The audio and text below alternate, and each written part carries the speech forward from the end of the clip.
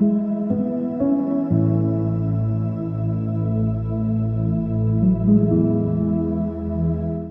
ಕ್ರಿಸ್ತನಲ್ಲಿ ಪ್ರೀತಿಯುಳ್ಳ ದೇವಜನರೇ, ನಿಮ್ಮೆಲ್ಲರನ್ನ ಈ ಪರಿಶುದ್ಧ ಬೆಳಗಿನ ಜಾವದಲ್ಲಿ ತುಂಬು ಹೃದಯದಿಂದ ವಂದಿಸುವನಾಗಿದ್ದಾನೆ.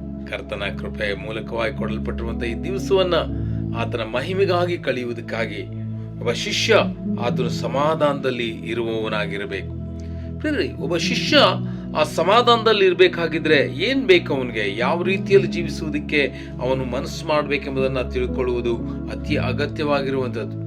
ಒಬ್ಬ ಶಿಷ್ಯ ಯಾವಾಗಲೂ ಸಮಾಧಾನವನ್ನು ಹಾರೈಸಿ ಅದಕ್ಕಾಗಿ ಪ್ರಯತ್ನ ಪಡಬೇಕೆಂಬುದಾಗಿ ನಿನ್ನಿನ ದಿವಸ ನಾವು ನೋಡಿಕೊಂಡಿದ್ದೇವೆ ಪ್ರೇರೆ. ಸಮಾಧಾನ ಒಬ್ಬ ಶಿಷ್ಯನ ಹೃದಯದಲ್ಲಿ ಯಜಮಾನನಂತಿದ್ದು ತೀರ್ಪು ಹೇಳಬೇಕೆಂಬುದಾಗಿ ಕೊಲೊಸ್ಸೆ 3ನೇ ಅಧ್ಯಾಯದ 15ನೇ ವಚನದಲ್ಲಿ ನಾವು ನೋಡ್ಕೊಳ್ತೇವೆ.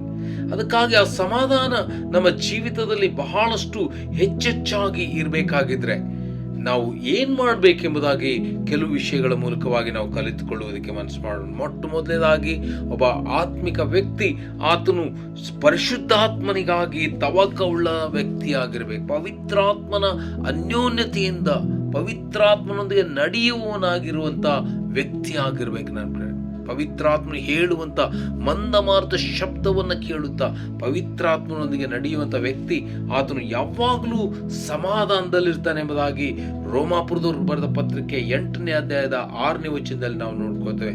ಶರೀರ ಭಾವದವುಗಳ ಮೇಲೆ ಮನಸ್ಸಿಡುವುದು ಮರಣ, ಪವಿತ್ರಾತ್ಮನವುಗಳ ಮೇಲೆ ಮನಸ್ಸಿಡುವುದು ಜೀವವು ಮನಃಶಾಂತಿ, ಅಂದ್ರೆ ಸಮಾಧಾನವಾಗಿದೆ ಎಂಬುದಾಗಿ ನಾವು ನೋಡ್ಕೋತೇವೆ. ಪ್ರಿಯರೇ, ಅದಕ್ಕಾಗಿ ಈ ಬೆಳಗಿನ ಜಾವದಲ್ಲಿ ಪವಿತ್ರಾತ್ಮನೊಂದಿಗೆ ನಡೆಯುವುದಕ್ಕೆ ಚಾಲೆಂಜ್ ಮಾಡ್ರಿ. ಪವಿತ್ರಾತ್ಮನ ಹೇಳುವ ಮಾತುಗಳನ್ನು ಕೇಳುವುದಕ್ಕೆ ಮನಸ್ಸು ಮಾಡ್ರಿ. ಪವಿತ್ರಾತ್ಮನೊಂದಿಗೆ ಹೆಚ್ಚೆಚ್ಚಾದಂತ ಆ ಮಹಿಮೆಯ ಪ್ರಭಾವದಲ್ಲಿ ನಡೆಯುತ್ತಾ ನಿಮ್ಮ ಜೀವಿತವನ್ನು ಸಾಗಿಸುವುದಕ್ಕೆ ಸಮಾಧಾನ ನಮ್ಮ ಜೀವಿತವನ್ನು ಆಕ್ರಮಿಸಿ ಸಮಾಧಾನ ನಮ್ಮ ಹೃದಯದಲ್ಲಿ ಯಜಮಾನನಂತಿರುವುದಕ್ಕೆ ಸಾಧ್ಯ ಎಂಬುದನ್ನ ನಾವು ದೇವರ ವಾಕ್ಯದ ಮೂಲಕವಾಗಿ ನಾವು ನೋಡ್ಕೋತೇವೆ.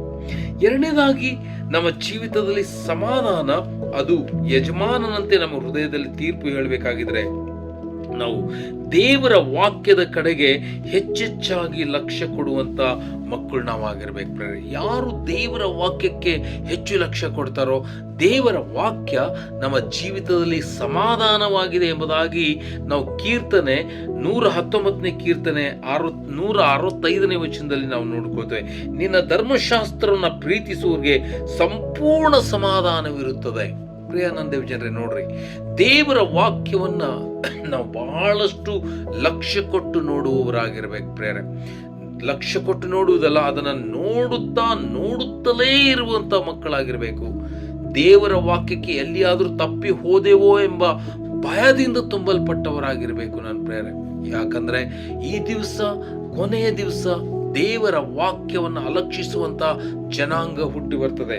ದೇವರ ವಾಕ್ಯಕ್ಕೆ ವಿರುದ್ಧವಾದಂಥ ಬೋಧನೆಗಳು ಹೆಚ್ಚಾಗಿ ಇರುವಂಥದ್ದನ್ನು ನಾವು ನೋಡ್ಕೊಳ್ತೇವೆ. ಅದಕ್ಕಾಗಿ ದೇವರ ವಾಕ್ಯವನ್ನು ಅಲಕ್ಷ್ಯ ಮಾಡದಂತೆ ವಾಕ್ಯದಲ್ಲಿ ನೆಲೆಗೊಂಡವರಾಗಿ, ವಾಕ್ಯವನ್ನು ಪ್ರೀತಿಸುವವರಾಗಿ, ವಾಕ್ಯವನ್ನು ಕೈಕೊಂಡು ನಡೆಯುವವರಾಗಿ ನಾವು ನಡೆಯುವಾಗ ನಮ್ಮ ಜೀವಿತ ಅದು ಮಹಿಮೆಯ ಸಮಾಧಾನದಿಂದ ತುಂಬಲ್ಪಡುವುದಕ್ಕೆ ಸಾಧ್ಯ ಎಂಬುದಾಗಿ ದೇವರ ವಾಕ್ಯ ನೇರವಾಗಿ ಹೇಳುವುದನ್ನ ನಾವು ನೋಡ್ಕೋತೇವೆ. ಮೂರನೇದಾಗಿ ನಾವು ಸಮಾಧಾನವು ನಮ್ಮ ಜೀವಿತದಲ್ಲಿ ಹೆಚ್ಚೆಚ್ಚಾಗಿ ಕಾರ್ಯ ಮಾಡಬೇಕಾಗಿದ್ರೆ ನಮ್ಮ ಜೀವಿತದಲ್ಲಿ ಪ್ರಾರ್ಥನೆ ಅದು ಸಂಪೂರ್ಣವಾಗಿ ತುಂಬಿ ಹಾಕಲ್ಪಟ್ಟಿರ್ಬೇಕು. ಯಾರ ಜೀವಿತದಲ್ಲಿ ಪ್ರಾರ್ಥನೆ, ಕರ್ತನಿಗೆ ಕೃತಜ್ಞತೆ ಸ್ತುತಿ ಜೀವಿತ ಅದು ಹೆಚ್ಚಾಗ್ತದೋ ಅವಾಗ ಶಾಂತಿದಾಯಕನಾದ ದೇವರು ತಾನೇ ನಮ್ಮೊಂದಿಗೆ ವಾಸ ಮಾಡ್ತಾನೆ ಎಂಬುದಾಗಿ ಫಿಲಿಪ್ಪಿದವರು ಬರೆದ ಪತ್ರಿಕೆ 4ನೇ ಅಧ್ಯಾಯದ 6-7ನೇ ವಚನದಲ್ಲಿ ನೇರವಾಗಿ ನಮಗೆ ಹೇಳುವುದನ್ನು ನಾವು ನೋಡ್ಕೊಳ್ತೇವೆ. ಯಾವಾಗ ಒಬ್ಬ ಆತ್ಮಿಕ ವ್ಯಕ್ತಿಯ ಜೀವಿತ ಕರ್ತನಿಗೆ ಕೃತಜ್ಞತಾ ಸ್ತುತಿ ಸಲ್ಲಿಸುತ್ತಾ ಪ್ರಾರ್ಥನೆ ವಿಜ್ಞಾಪನೆಗಳನ್ನು ಮಾಡುತ್ತಾ ಆತನ ಮುಂದೆ ಇರ್ತಾರೋ ಅವಾಗ ಅವರ ಜೀವಿತದಲ್ಲಿ ಸಮಾಧಾನ. ಪ್ರಿಯರು, ಒಂದು ಸಣ್ಣ ಪ್ರಶ್ನೆಯನ್ನ ಮಾಡಿಕೊಳ್ಳ್ರಿ ಪ್ರಿಯರು, ದೇವರ ಸನ್ನಿಧಾನದಲ್ಲಿ ಎಷ್ಟು ಪ್ರಾರ್ಥನೆಗಾಗಿ ತವಕ ನಿಮ್ಮ ಜೀವಿತದಲ್ಲಿದೆ?